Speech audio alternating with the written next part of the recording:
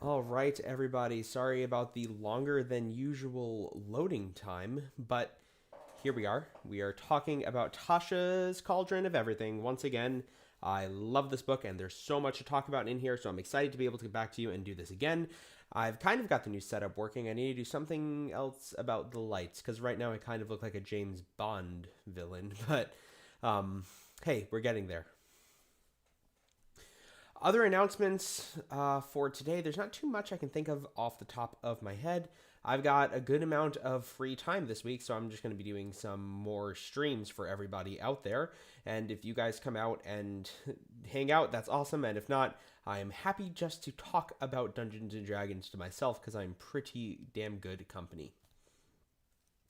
Other announcements this Saturday, we are going to be doing a session 0 with Panopticon Gaming, where we are going to be making characters for Chronicles of Darkness, which is a fairly well-known RPG system. It's not Dungeons and Dragons or Call of Cthulhu levels of well-known RPG system, but it's a well-known RPG system. Other exciting news, speaking of Call of Cthulhu, we are starting a Call of Cthulhu campaign based off of what happened in the Halloween one-shot. Things went exceptionally well, and I am excited to keep going with that storyline. We're going to put it on the schedule for the next 2 months, so starting next Wednesday and going from 2 months from next Wednesday, and if things go well, it looks like we're going to keep doing it because we like Call of Cthulhu and we like having characters die and go insane. I don't know, my players were super into it, so I'm not going to complain about running it. And the story we're going to be doing is cash money, if that's what the kids are saying these days. Other news, when we do the actual Chronicles of Darkness video, I've been trying to think about how to do this. Sorry about last week, guys. My brain was super fried and I messed up the information. We are going to be giving away a copy. There we go. Where's copy of Tasha's Cauldron of Everything. And thank you to the guy that actually won Icewind Dale, Rime, the Frostmaiden, because he actually donated it back to the channel. So we'll be able to give that away to somebody else when we do that giveaway. It'll be for the Chronicles of Darkness one-shot, so stay tuned for when that exactly will be. Other than that, I can't think of it. Oh, well, obviously, thank you to the Bearded Dragon Games in Oneonta. I always forget. I need to write this shit down. Thank you to the Bearded Dragon Games in Oneonta, New York, for making this and the giveaways possible. It's pretty cool. Other than that, I can't think of anything. Go subscribe to the YouTube channel if you haven't already. If you're watching on YouTube, go subscribe to the Twitch channel. And other than that, let's jump into Tasha's Cauldron of Everything and see what this book has to offer.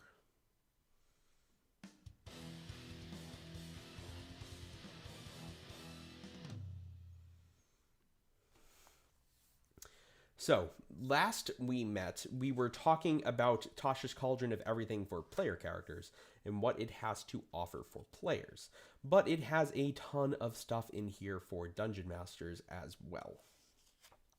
Now, if you've been watching Icewind Dale, the players have just gotten to this point where, well, I'm actually in the middle of writing a script for an edited video about this, but the players have gotten to a point where they are kind of working now. They're going to be working with the 10 towns in a more collaborative sense, and they kind of are working for a patron of sorts now. The 10 towns, it's going to be in more of a military setting, so it will be a militaristic patron. So something that this book actually talks about that is really cool is having a patron for your party.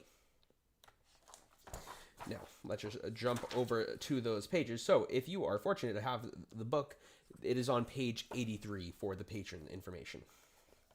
Patron information, that rhymed. So, group of patrons and basically how it works. So, it gives the DM input to customize, patrons for the party to work for. Examples here are actually directly tied into the party. The guild patron could represent the Harpers or the Zenitarians of the Forgotten Realms, the Clifftop Adventurers Guild in Eberron, or a homebrew league of caravan guards, criminals, military groups, all of that type of stuff. Basically, it just gives, it's a way, if you've run Acquisitions Incorporated, having a group patron is a way of assigning jobs and stuff like that without it feeling railroady, because it's kind of what the party's signing up for. They're signing up to be railroaded in some sense or another, because they are basically, they're there to give the party quests. They're the quest givers. They're not necessarily the old man in the tavern, but they're the spies. in the secret room of the tavern. They could be the old man in the tavern. Maybe that's the group patron. I actually think that could be kind of cool. They're the king. They're the princess in distress who's sending the party out to slay the dragon. They're those people that are giving the party influences. It talks here about having group assistance. So having a group patron gives an adventuring group a common purpose. So basically, that is incredibly useful when you're a DM. I realized really fast in Icewind Dale, if I kept doing what was happening in that book, we were going to lose that party. People were not going to be working together. Things were going to get real bad really, really fast. So I needed to do something about that. So my solution for that was to throw them in a situation where they're forced to pick a patron. We'll see which one they pick, but they're forced to pick a patron and start working with somebody. Each member of the party can grant advantage to an ability check, an attack roll, or a saving throw of another party member. So that's a mechanical advantage of this. To grant advantage and sway a character and the chosen must be able to see or hear each other. Once a party member grants this advantage, the individual can't do so again until they finish a long rest. So I think that's actually a cool way of throwing a mechanic on what it's like to be actually working in a group. And I might not introduce that into Icewind Dale because it's actually a pretty decent party. Like, I don't think anyone in there is too underpowered.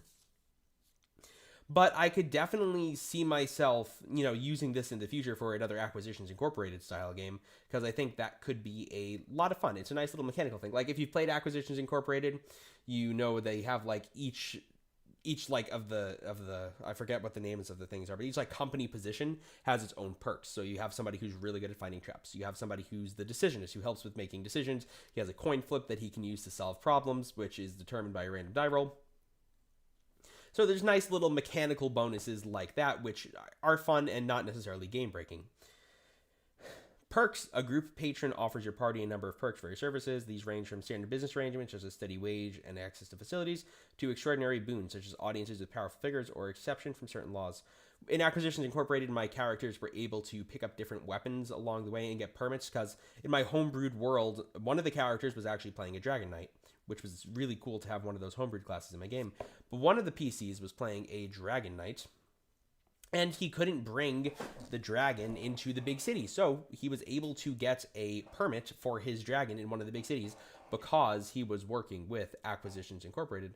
Thank you to the people that are watching. Feel free to say hi in the chat. There's 3 of you, which I think is pretty cool. Thank you for listening to what I have to say about Dungeons & Dragons.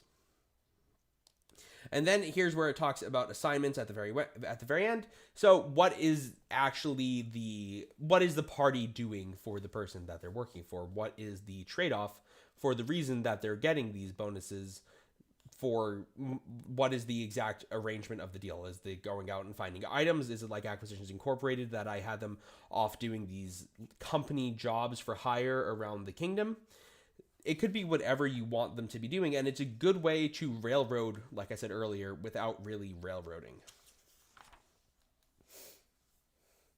So it just talks about some different types of patrons next, and obviously you can take any of these and turn it into something usable for yourself if there's something else that you want out of it. I'm going to go over the ones that I actually think my party could wind up doing. Does it actually have cult here? I don't think it has cult. Religious order, I guess religious orders and cults are basically the same thing. But I don't think there is cult. No, there's no cult. It's fine. Let's do military quests. Military force. Military force is what I was looking for. Let's see what Tasha had to say about military forces. The whole machine of war is barbaric. In a sane world, conflicts would be resolved by contests of apocalyptic magics or by continent reshaping brawls between titans, soul-fueled reptiles, reasonable options. Tasha. So basically, what is the party's job if they're working for an army? And this is where I kind of see Icewind Dale could be going, because the party just started a civil war. So what are they doing when they actually choose which side they're going to be on? Well, they just shot a guy. So, Standing army. A standing army serves as the highly disciplined structure of a guardian or province of entire region. Strict tiers of command ensure coordination between branches of the force. Mercenary company, so not Icewind Dale, so Acquisitions Incorporated. Hard-bitten veterans of numerous conflicts, mercenaries serve an employer for coin rather than out of loyalty. No one was loyal to each other in the Icewind Dale game, in the Acquisitions Incorporated game. Why do I keep saying Icewind Dale? It's because I'm excited about Friday. In the Acquisitions Incorporated game, everybody was always out to stab everybody else in the back. Expeditionary force, so someone who's off on the front lines in wild and subtle lands, striking and either being diplomatic or decisive to assure their survival, which is more the nature I see the party going in Icewind Dale. I don't really see them participating in the actual fights, the big battles of the war that's coming up. I see them more sticking to the sidelines and kind of laying low and doing the more ambushy, skirmish type of stuff while everything else is happening in the bigger places.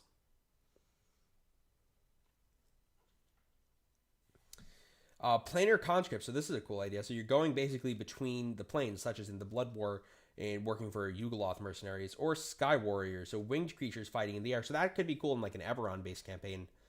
That's a neat idea. So military force perks, Harmony, you can purchase non-magical items and armor at a 20% discount at a facility associated with your military force. You can buy magic items at the DM's discretion, but you receive no discount. Magic items are always a tricky topic to bring up in D&D games, but I think they're definitely a worthy one to talk about. So yeah, I like the fact that they included it in there. Chain of command, you are part of a hierarchy that provides you with orders. If you cause trouble, you answer to your officers, not law enforcement. So that's useful for parties that tend to get into trouble, such as my own, where they are constantly getting into things that they're not supposed to. Seth the character shout out. Yes, Seth the character shout out.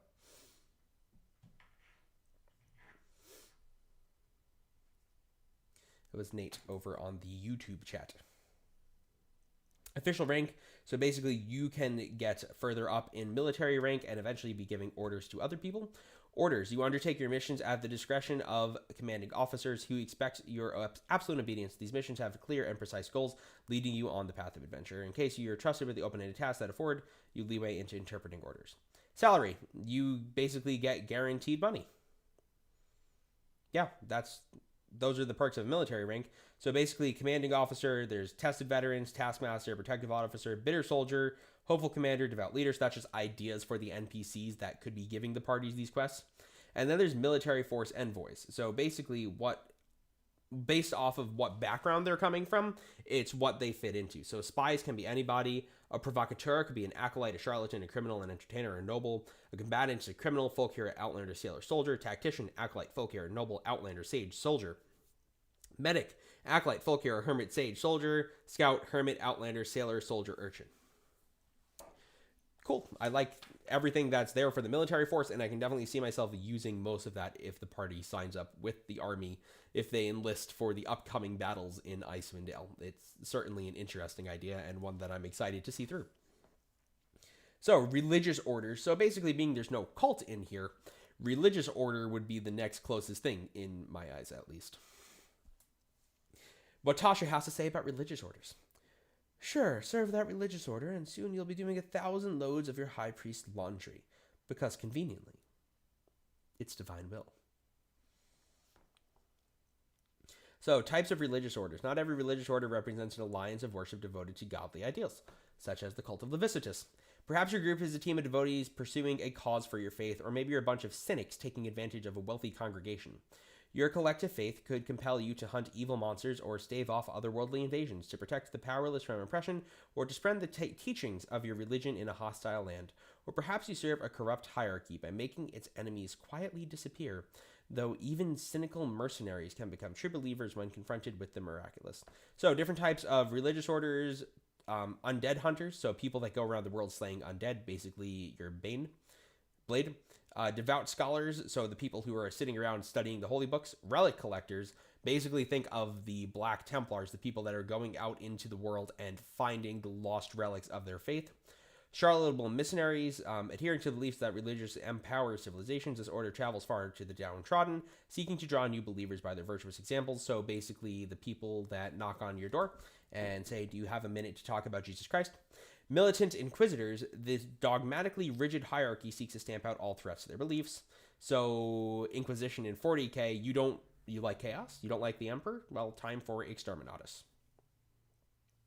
And finally, the doomsaying evangelists. evangelists. This order believes the world is about to end. They're convinced that if they persuade everybody else of this fact, it might stave off the impending doom. So in Icewind Dale, we don't really have doomsday evangelists, because that's not really what the cult of Leviticus is, but they do believe that the world is going to end. Well, not the world is going to end, but Icewind Dale is certainly going to be in trouble because of Dwergar, and obviously they're 100% right on that fact, and this whole thing that's about to happen with the party and the fighting and the blah blah blah is going to be basically a way of distracting for the Dwergar to just come in and take everything over. So yeah, it'll be a ton of fun, and they're probably closest to the Doomsday Evangelists, if anything. So, religious order perks. So what does your party get for working for their church of wherever they decide to work? You get divine service. In times of need, your group can appeal to the priests of your faith for magical aid and NPC. Basically, so you can get a spell cast upon you of up to 5th level on your group's behalf without charge. So that is incredibly powerful. Currently in Icewind Dale, they are trying to find someone with a greater restoration spell to help out Crip and his Slod Tadpole stuck in chest situation. The caster provides any costly material components needed for the spell as long as you demonstrate your need and are in good faith. So if that's definitely something I would give the party if they decide to go sign up hardcore with the Black Swords, I would absolutely say that Crip could get healed for free. Equipment. Each member of your party has a holy symbol or druidic focus, even if it isn't needed for spellcasting. Each of you also has a book containing prayers, rites, and scriptures of your faith. Proficiencies. Each member of your party gains proficiency in the religion skill if the character doesn't already have it. So this is actually an interesting topic, and I'm going to do... and then you've got contacts, so basically instead of military orders, and then the same ideas for quests that they can give out and for order, religious order members. So this is I always appreciated the idea of having an organization that the party can work for, and I'm definitely going to be making a full video just on I'm going to be definitely making a full video just on working within a group, because I think there's a lot of merit to running an Acquisitions Incorporated style game. Not necessarily Acquisitions Incorporated, but an Acquisitions Incorporated style game where the party is working for an organization to get things done. And that's definitely something that I'm interested in doing when I run my next homebrew game. Because it keeps everybody together, right? There's a reason for them all to work together, even if you get into an Icewind Dale situation like my party is currently in right now, where they kind of hate each other. It also just gives you ways to keep the party focused. They're doing something for a purpose. My last homebrew game that I ran kind of wound up in this situation where they weren't working, per se, for a certain organization, but they all united behind a common cause, and they went out and they did stuff together because that's what they were supposed to be doing. So that was the thing that jumped out most, that is now included in this book for Dungeon Masters, to have that resource available to them. But hang on, as soon as I find it, there's something else that I am super excited about in here.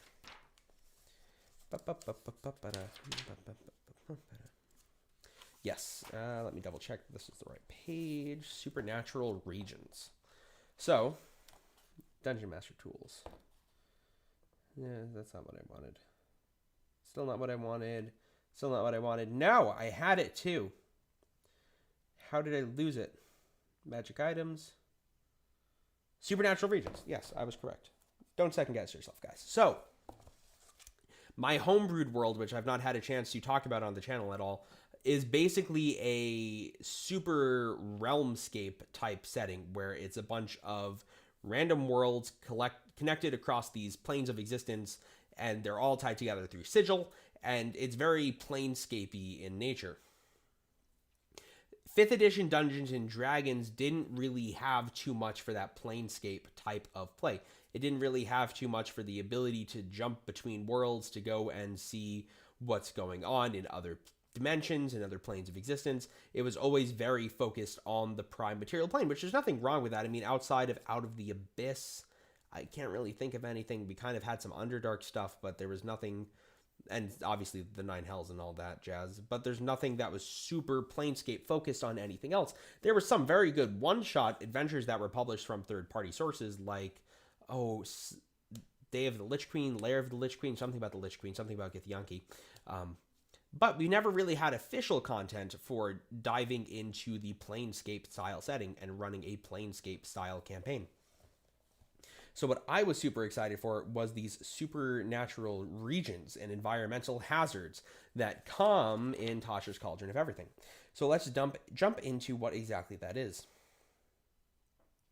So, soon after the party first encounters the region, when blah, blah, blah, blah, blah. Not all lands thrive as nature intended. Magical forces, strange interlopers, or tragic events can alter an area's destiny. While the flora, fauna, and structures and inhabitants might remain unaffected, the land's innate character takes on new qualities. A supernatural region is permeated by preternatural forces in an area as large or as small as you wish. In the affected area, certain effects and brief encounters reinforce an underlying theme. These effects occur as characters traverse an influence region or add interest to a specific affected location. The descriptions of the following supernatural regions summarize basically. So when the party first enters the region, when a creature loses more than half its hit points, when a creature casts a spell, when a creature activates a magic item, when a creature makes an exceptionally loud noise, or when the party spends at least 30 minutes in the same region is when things might start affecting them from the area around them. So now this is not exactly Planescape stuff, but it gives us ideas for what we can be doing in different planes of existence to make things interesting. So obviously, just taking the Far Realm one, we'll take a look at the Far Realm in a second, but that's just too easy to just take and run with. But let's talk about the Feywild. So in the Feywild in Dungeons & Dragons, running adventures there is always kind of interesting because there's these strange, like, radiation pockets. There's these strange creatures. There's a whole bunch of weird Fey. I believe when I was running a one-shot, I had one section of my notes just called Fey is weird because the Feywild is weird. So basically, in the Feywild, we're going to use unraveling magic as the source for how to make the Feywild, and you can also combine it with psychic resonance, but I definitely feel like unraveling magic is definitely closer to a Feywild type of thing. So some things to consider: any charges are expended in a magic item, so magic items don't have any charges. A spell slot at first level or higher is expended, and I don't really know if I would use the next one if I was trying to do a Feywild type thing, because it doesn't make any sense. But a dragon, a Fey, or an elemental of challenge rating 5 or higher dies.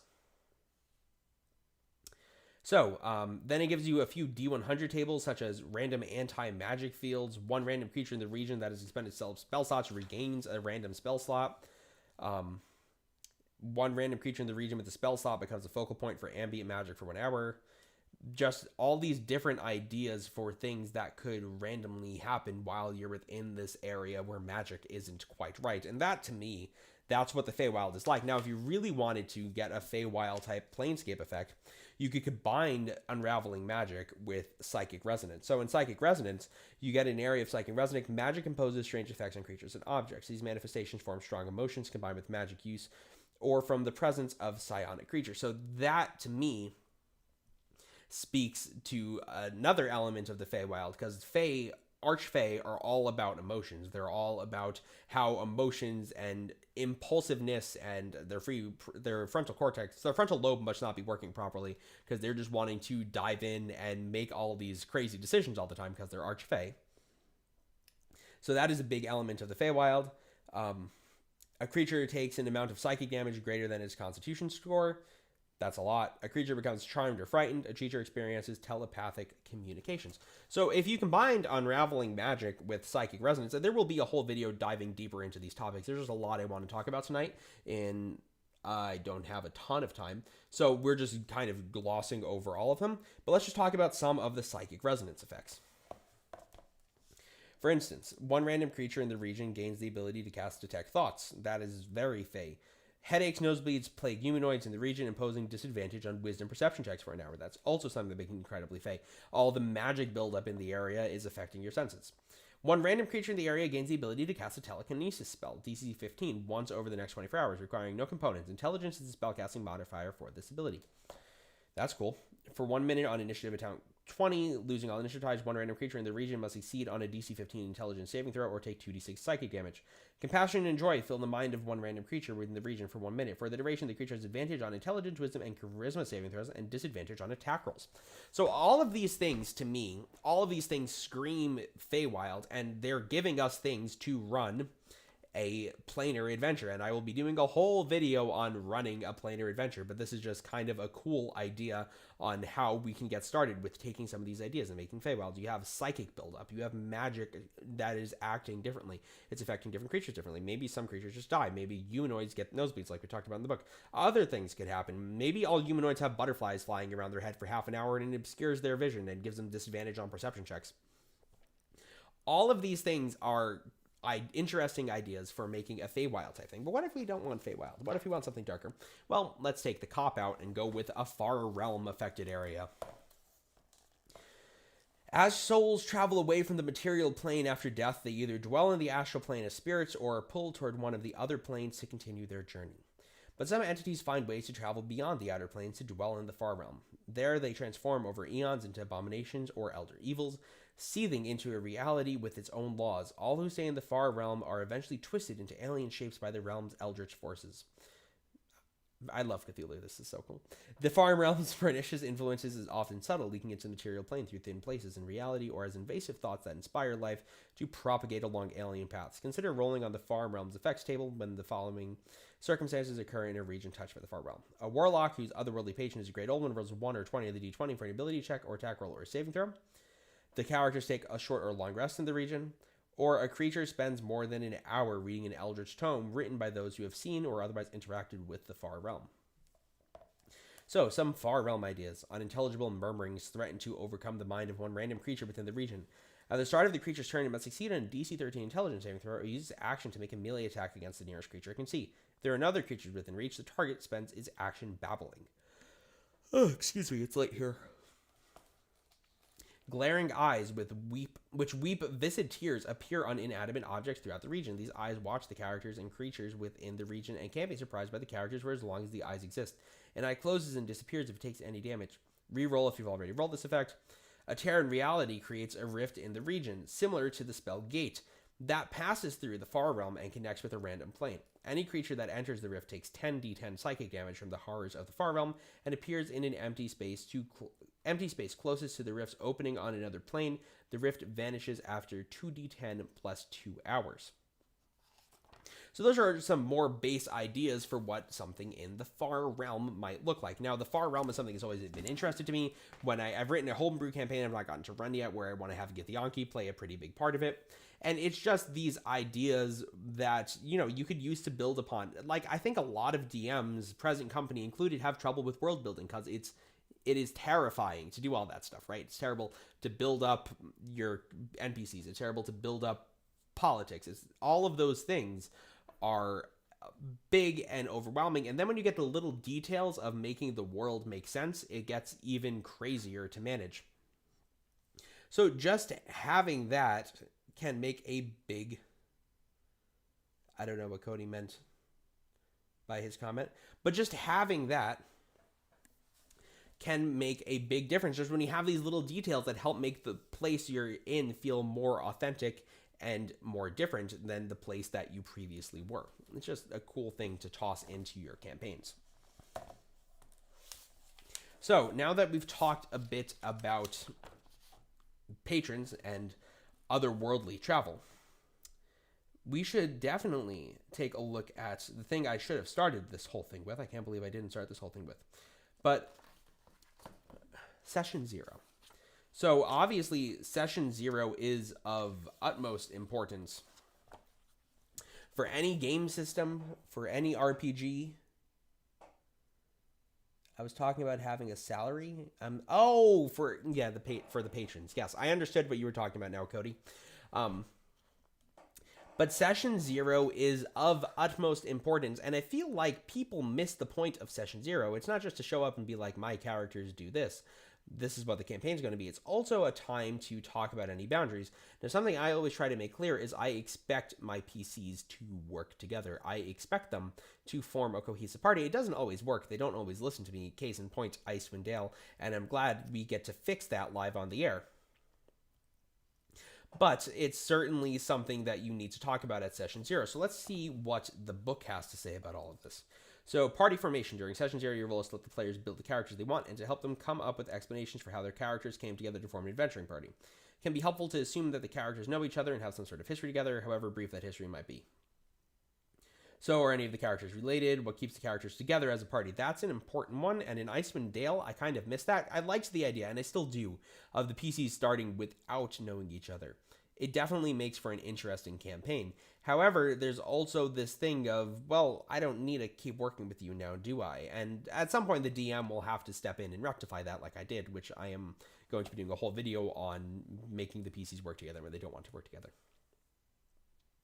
So, what does each character like most about every other member of the adventuring party? That's important. Be nice to your fellow PCs. There's no reason to be jerks to each other. You're going to be working together. You're going to be making a party together. So you should have something that you like about the other characters. Does the group have a patron? And then see Chapter 2 for patron ideas. So then there's origin things that the party can roll on. Running a game for one player. So this is always a challenge, right?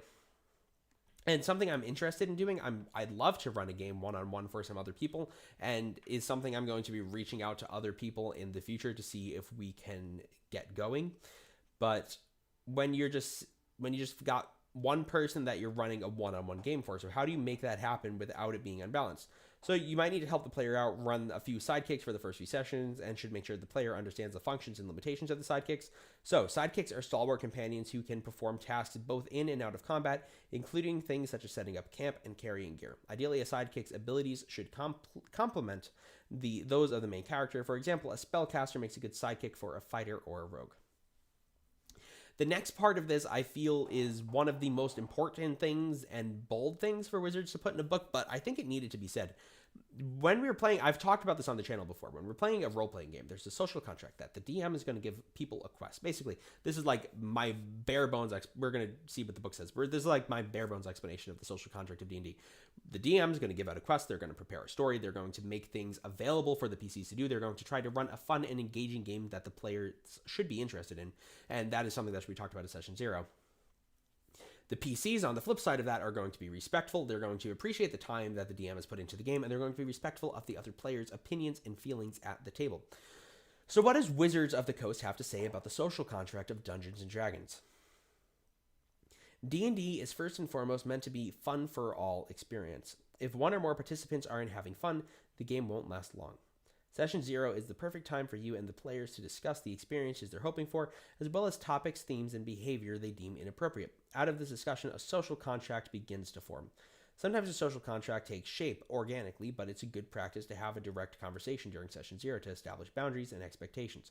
A typical social contract in a D&D group includes implicit or explicit commitments to the following points. You will respect the players by running a game that is fun, fair, and tailored for them. You will allow every player to contribute to the ongoing story and give every character moments to shine. When a player is talking, you are listening. The players will respect you and the effort it takes to create a fun game for everyone. The players will allow you to direct the campaign, attribute the rules, and settle arguments. When you are talking, the players are listening. The players will respect one another, listen to one another, support one another, and do their utmost to preserve the cohesion of the adventuring party. Should you or a player disrespect each other or violate the social contract in some way, the group may dismiss that person from the table. The social contract covers the bases, but individual groups may require additional agreed-upon terms to guarantee a fun play experience, and a social contract typically evolves as group members learn more about one another.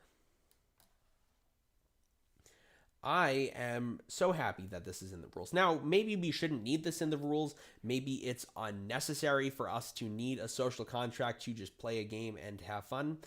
But I think it's good to have there because, there is this, sometimes in parties, this rift that begins to form where people aren't listening to each other, people aren't respecting each other, and the party just begins to fall apart and no one's really having a good time about the whole thing.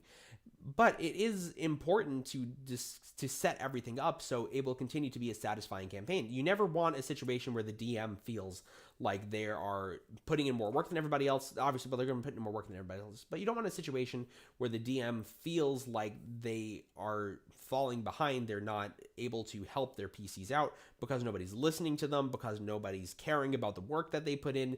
You don't want a situation where some players feel like they're being brushed aside, where one player is micromanaging what all the other players are doing. You don't want those things for your party, and having like this agreed upon rule set is, I think it's a big boon for the game going into it, especially considering you can talk about it at session 0 and be like, look guys, this is what we all expect out of this experience. This is what we all want. We all just want to have fun. None of us want to kick anybody out. We're not singling anybody out. And then if something does go wrong, you can talk to that person on the side and be like, hey, this is what we talked about in the first session.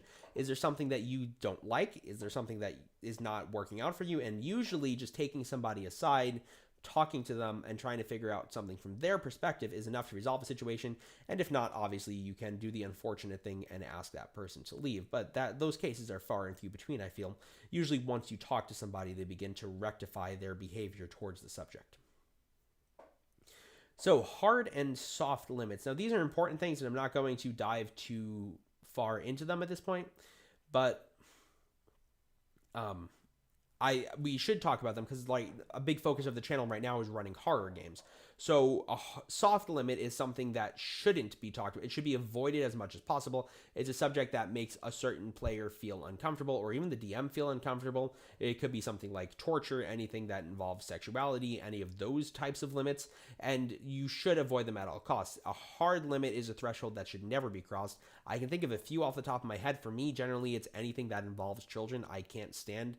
I'm kind of like Matt Smith as Doctor Who. I can't stand watching children die or be upset or any of those things, like Animal, Pet Cemetery. It's the reason why Pet Cemetery, as far as Stephen King books go, and those books just bother me the most, even though I love Stephen King's writing. So hard limits are limits that should never be crossed. Obviously, after that, it talks about game customization and house rules, which are all good things to talk about at first level. We all have house rules for D&D. We all have, things that we change in the game because no game system is perfect. And D&D is not a competitive game, so you can go ahead and change it however you like. For the next part about this, I was kind of up in the air about what to do next, and seeing how I've got about 20 minutes left here before I am going to jump off, I am going to jump into, for this last little bit tonight, talking about puzzles. Now, I'm a big fan of puzzles. I love Skyrim. I love puzzles like that. I love, giving my players these different types of challenges that force them to use their own brain rather than to use their characters' abilities on a sheet, and to actually have to kind of go, wait a minute, I can't just roll for this. I actually have to think and make an effort. So why should we use puzzles? I mean, let's see what the book has to say. Well, first of all, what does Tasha have to say? Why create a solvable puzzle? Just pose an enigmatic question without an answer and watch your trespassers squirm. That's definitely something I've done to my PCs. And there was a period of time where I did a few puzzles in a row, and they assumed everything was going to turn into a puzzle, and they were just looking at the side of a mountain, and they were trying to figure out how to get up it. And I'm like, there's a path.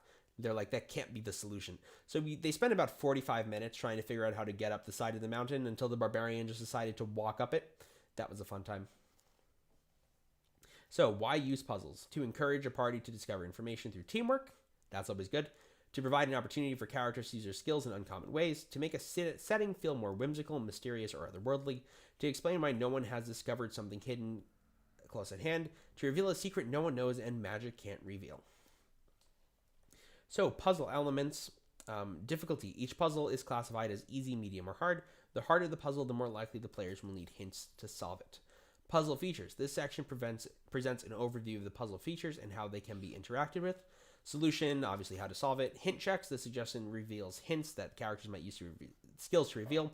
Provide one or more of the hints if the character gets stuck. If a character has proficiency in the hint's associated skill, give them a hint if they ask you for help. This section explores customizing the puzzle, so how can you change it to suit your adventure? So, those are the basics. We don't need to dive into exactly what everything means, but let's take a look at some of the example puzzles in the book.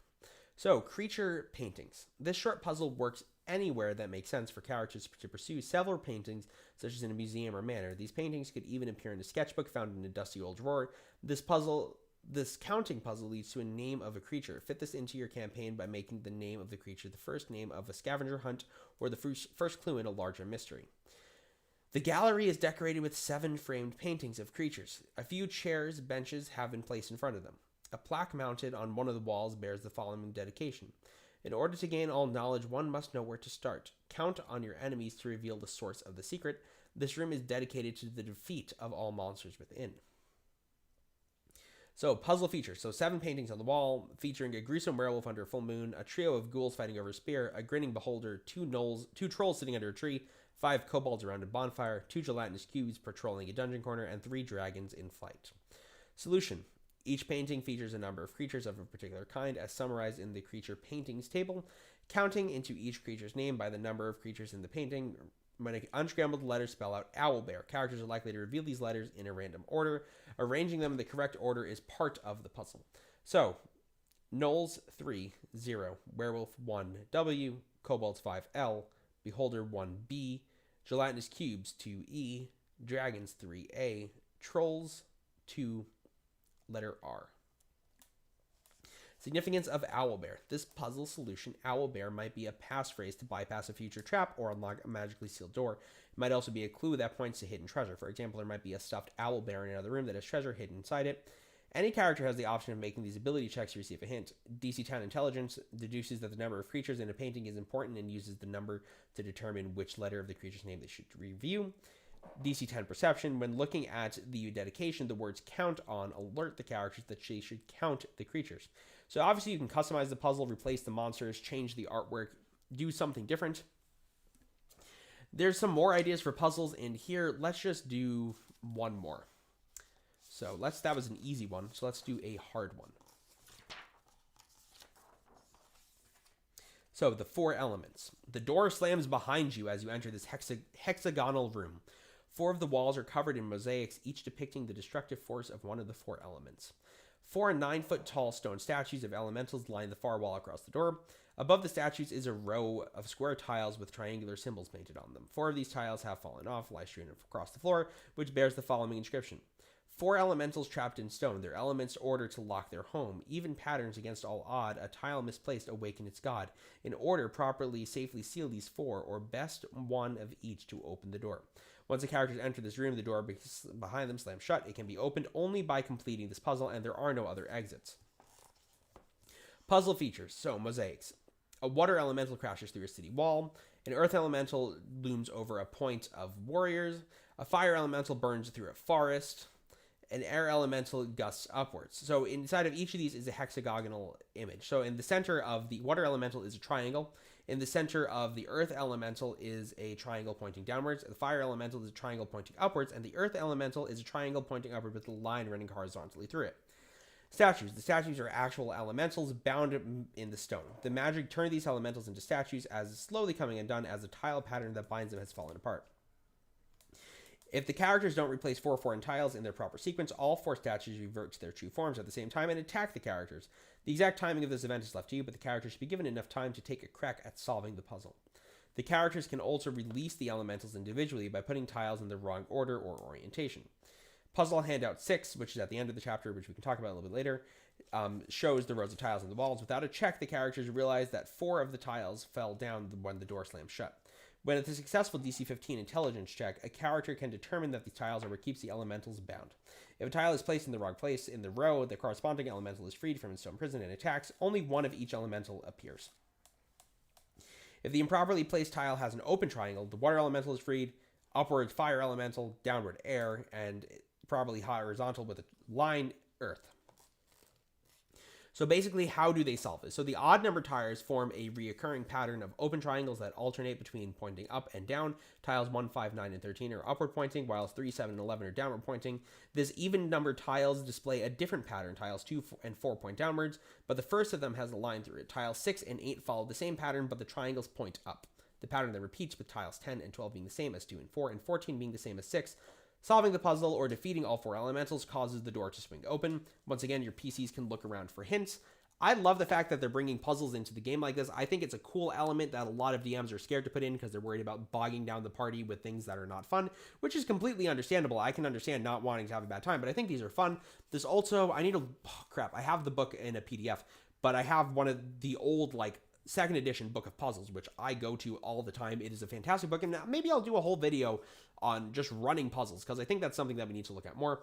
Once again, guys, thank you for everybody that came out tonight to talk about Tasha's Cauldron of Everything, or, well, just watch tonight. We had viewers. I just, if you want to say something, type it into the chat at any time. If not, I'm happy that you guys are just here.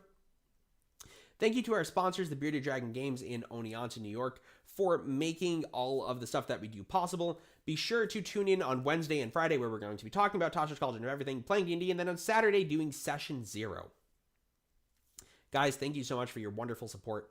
I've been Jake from Monsters and Munchkins. You've been my wonderful audience. Until I see you again.